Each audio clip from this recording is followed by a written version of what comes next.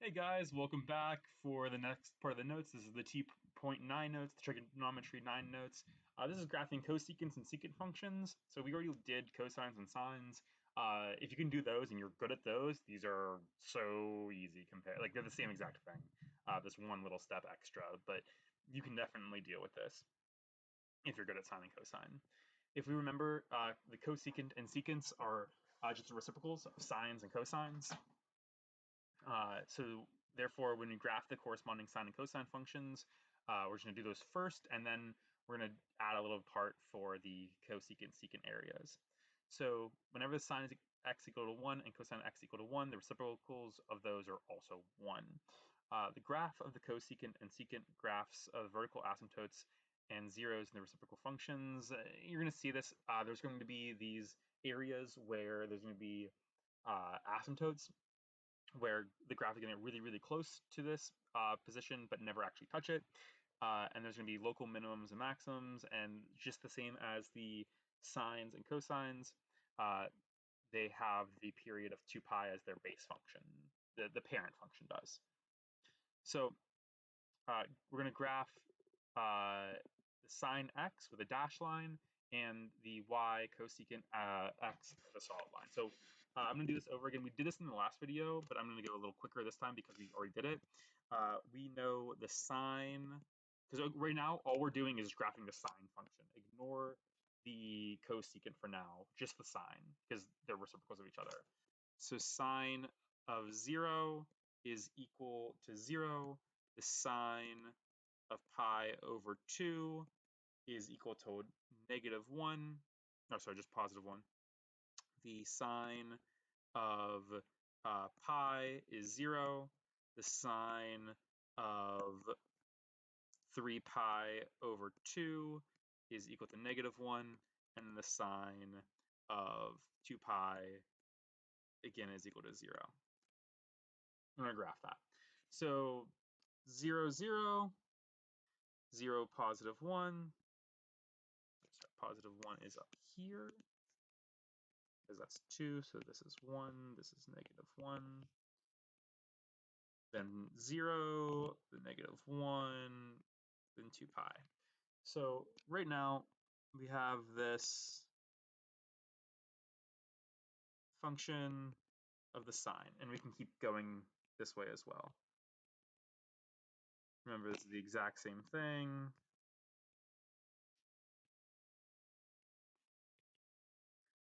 But again, we're doing a dotted line for it.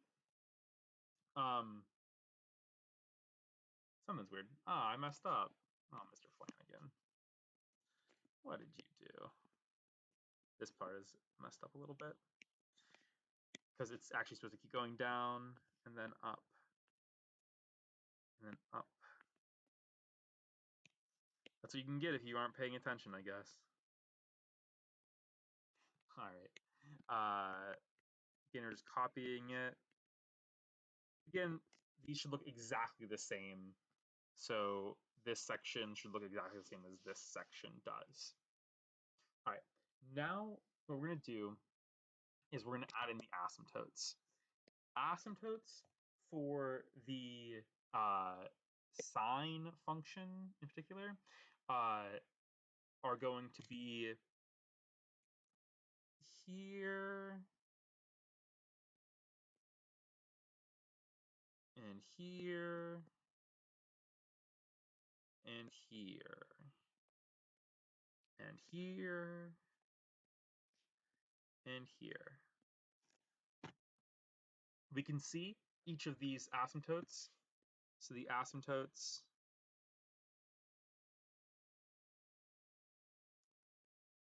are pi away from each other. So you can see that each asymptote is a single pi away, and they cross the median points or the middle points. So those are the asymptotes, and we're going to draw the final part of this, which is the actual graph. So the reds are the asymptotes. So this is the actual part of the graph. We have this right here as a local maximum. So from there, we're just going to draw a parabola that goes up like this. And it's never going to touch those red lines, but it's going to get really close.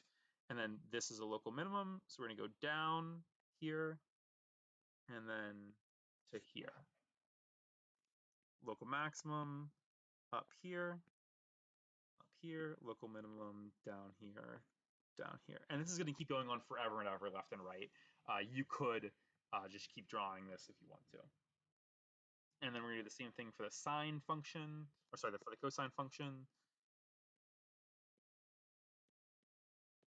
So the cosine function, cosine of 0, cosine of pi over 2, cosine of pi, the cosine of 3 pi over 2, and then also the cosine of 2 pi.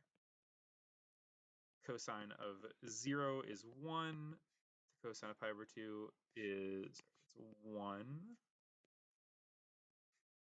That's 0, cosine of pi over 2, cosine of pi is -1, cosine of 3 pi over 2 is 0, and cosine of 2 pi is again 1. So 0, 1, pi over 2 is 0, cosine pi is -1, then we have 0, and then up to 1 again. Drawing my dots, and again, you can just copy this over. So down all the way, then up. So we have down all the way, right here, and then up again. All right, so that's what the basic cosine function, the parent cosine function, looks like. So again, we're going to do asymptotes, but again, this is a little bit different because asymptotes don't start at 0 like they did for the sine function. This time, the halfway point is here and here. Again, they're always 1 pi away from each other. And we choose the asymptotes based on the halfway point. Okay, as we can see here, they make these things, and now we're going to draw the green. So we're going to start over here, left and right, left and right, left and right. Here, we can just do the left and the right sections over here. We don't have to keep going any farther than that, but you could. You could keep going as much as you want. So that's what the basic cosecant, so this is the cosecant, which is the reciprocal of the sine, and this is the secant, which is the reciprocal of the cosine. And we're going to do all these things basically the exact same way we did the sine and cosine. The only difference is there's a step at the beginning and a step at the end. So the first thing we want to do is just transfer this over to the reciprocal. So y equals the cosecant is the sine of x plus pi over 2. So the amplitude here is just 1. There is no reflection.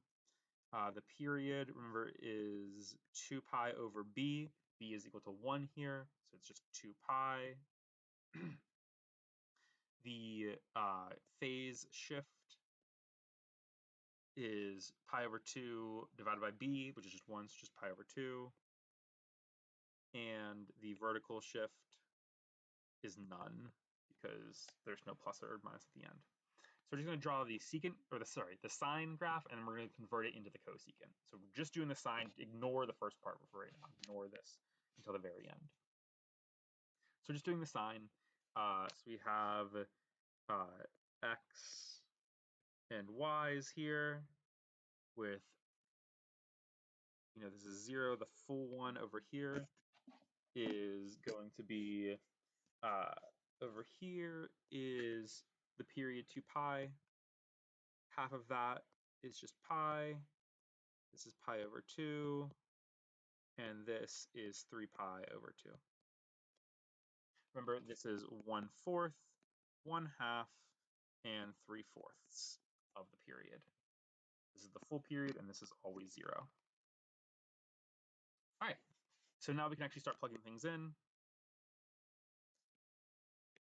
So we have the x being 0, pi over 2, pi, 3 pi over 2 and 2 pi. All right, let's look. If we plug in 0, we'll have, again, we're just doing it for the sine. We don't care about the cosecant for right now. The sine is sine 0 plus pi over 2 is just pi over 2. And sine of pi over 2 is 1. So 0, 1 is going to be our very first point. 0, 1. Next, we have pi over 2.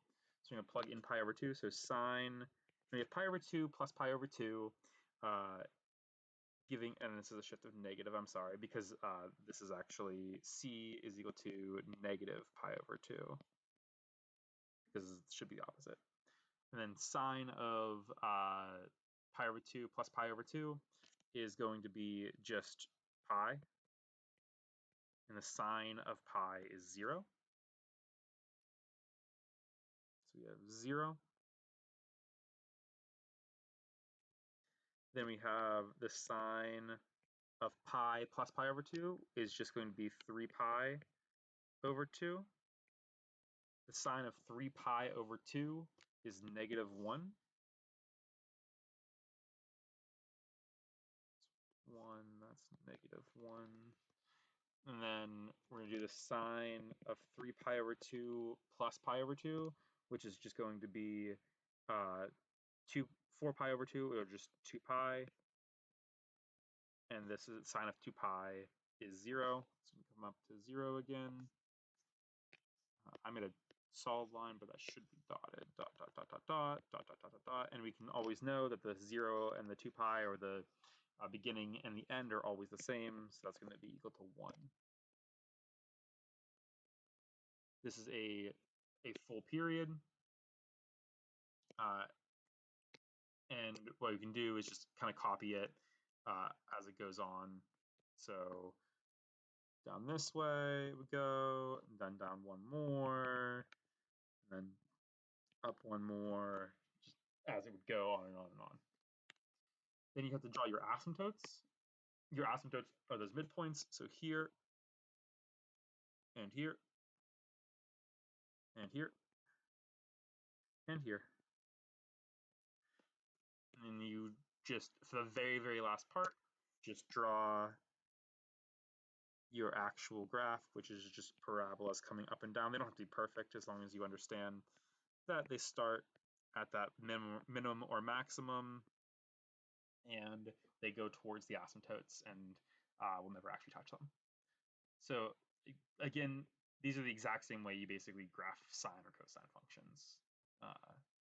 And we're going to do a couple examples. So let's go with number 2. Yeah, we don't have to do all of these. Let's just do number 2, and then we'll go down to number 5. Actually, let's do number 3. Let's do number 3 because number 3 has everything basically in it. So we do this. This is a cosecant, so this will be a sine function. So we have y equals 2 sine 3x minus pi plus 2.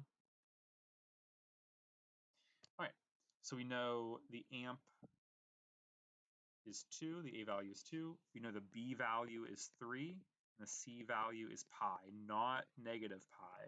Remember, it's the opposite. And then the D value is 2. So there's no reflection, none, because it's not negative. The 2 isn't negative. Then we have the phase, sorry, the period. We're going to do the period first. Period is 2 pi over b. In this case, b is 3, so it's going to be 2 pi over 3. The phase shift is going to be c over b.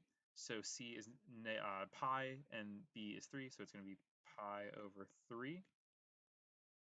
That's right, so this goes right because it's positive. And the vertical is 2 up because it's also positive. All right, Now let's try some 0. We know the full period is 2 pi over 3. So half of that number is just pi over 3. 3/4 of it is pi over 2. And this is pi over 6, which is 1/4 of it. Okay. Now we're actually going to make our table, which is the biggest part of these problems. So we have 0, pi over 6, pi over 3, pi over 2, and then last but not least, we have 2 pi over 3. So if you plug in 0, we get 2. Again, we're doing it with the sign. Sine of 0 minus pi, so just negative pi, and that's plus 2.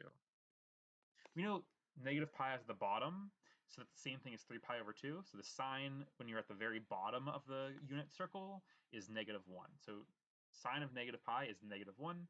So we have 2 times negative 1. 2 times negative 1 is negative 2. Negative 2 plus 2 is 0. 0.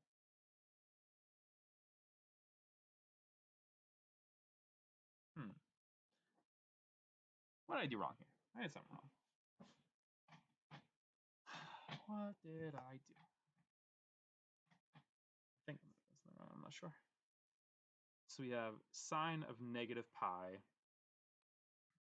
Oh, because negative pi, I did, okay, that makes sense. This is where negative pi is. I messed up. So this is negative pi over here at that position, and the sign there is 0. So we have 2 times 0 is 0. 0 plus 2 is 2.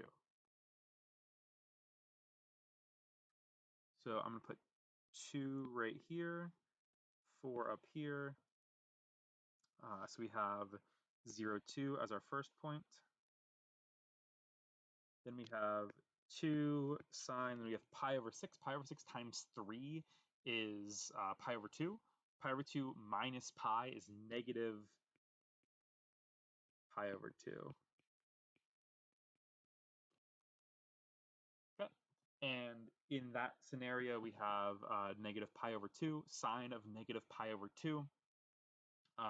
This time I was actually right, where the sine of pi is negative 1. So negative 1 times 2 is negative 2. Negative 2 plus 2 is 0. So this one's going to be 0.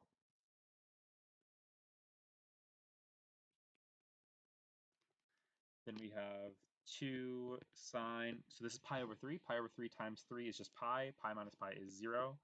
So what is the sine of 0? Well, the sine of 0 is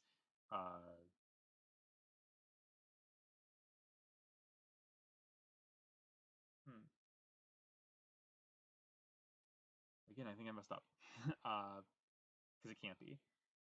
We have, yeah, so it is, yeah. Sine of 0 is 0.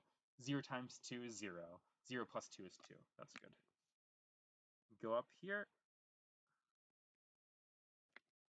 All right, 2 sine, so we have pi over 2 times 3, which is 3 pi over 2, minus pi is just pi over 2. Sine of pi over 2 is 1, so 2 times 1 is 1, 2 times, or 2 plus 2 is 4. So go up to 4, and it's going to go down after that, because you know the first and last are always the same. If this is 2, this is also 2. All right. So again, this can be reflected. So it goes up a little bit, then all the way down, then up. So it's going to go up all the way up here as well. And then eventually come down this way as well. All right, let's look as we draw our asymptotes. Our asymptotes will go here, here, here, and then also here. So I just want to draw over the writing. And then we know the final graph will look like this as they go up here, down here, and up here. There you go. That's what it's going to look like.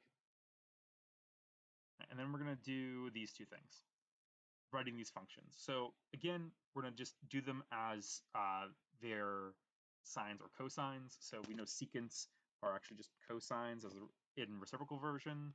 So we know a cosine function looks like y equals negative a, sorry, not negative a, just a times cosine of bx minus c plus d. So I need to know a, b, c, and d. So I know the amplitude is 2, so I have y equals 2 times the cosine of b. So I don't know b right away, but I know the period is 2 pi, and 2 pi over b should be equal to the period, so b has to be equal to 1. So 1x, and then there is no phase shift, so c is equal to 0, and the vertical shift up 3. So it's going to be just like that.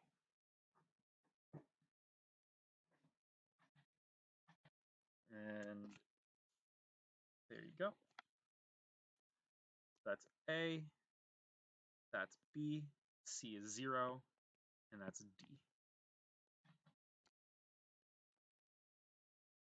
Let's do this one. We know this is a cosecant function, so we're going to draw the sine wave here, here,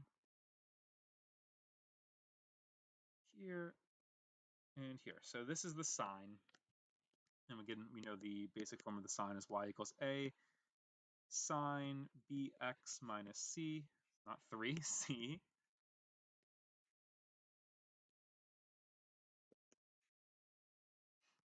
and then plus d at the end. All right, and then we have to put these things in the right place. We know the amplitude is from here to here, the difference. So that's, we have the amplitude of, so the whole thing is 2, so the amplitude is equal to 1 in this case, because it's half of it. So A is equal to 1. A period goes from this position to this position, so the full period is 2 pi. So if the period is 2 pi in this case, that should be equal to 2 pi over b, and b is equal